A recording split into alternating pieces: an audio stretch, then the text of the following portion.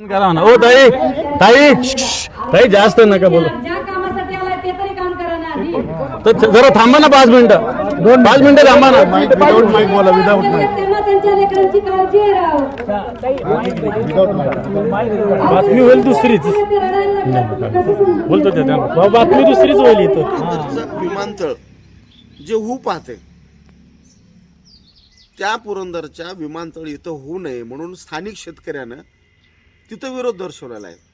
Police कारवाई झाली, लाठीचार्ज वगैरे झाला आणि त्या शेतकऱ्यांचं सांत्वन करण्यासाठी हे 3 मंडळी गेले. कोण कोण गेले?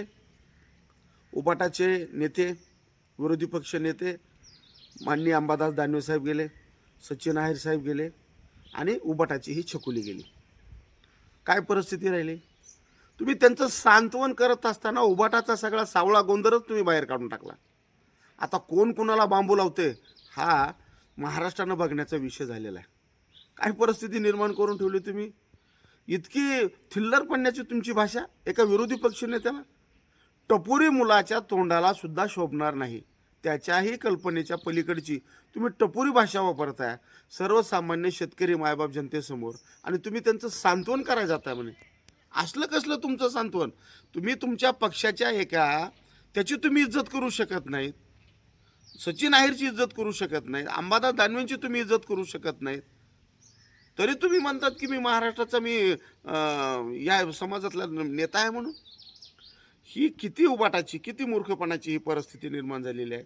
काही नाही, या बाईच्या टपोरी शब्दामुळं, ह्या वागण्यामुळं उबाटाचं सगळं मुसळ केरात जाणार आहे. काही फरक पडणार नाही. आणि त्या लोकांनी लक्षात येऊन गेलं की आमच्यासमोर भांडणं करायलेत तर हे आमचं काय भांडण मिटवणार आहेत.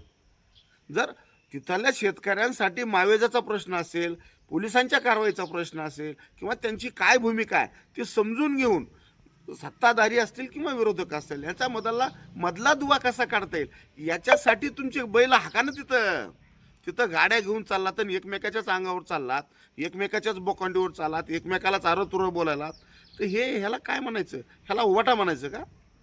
हे मान्य उद्धव ठाकरे साहेबांच्या नेतृत्वाखालचे हे 3 नेते आहेत का? अहो, तुमच्या ह्या वागण्यामुळं महाराष्ट्रातल्या दोन्ही पक्षातल्या शिवसैनिकाला मान खाली घालावं लागते.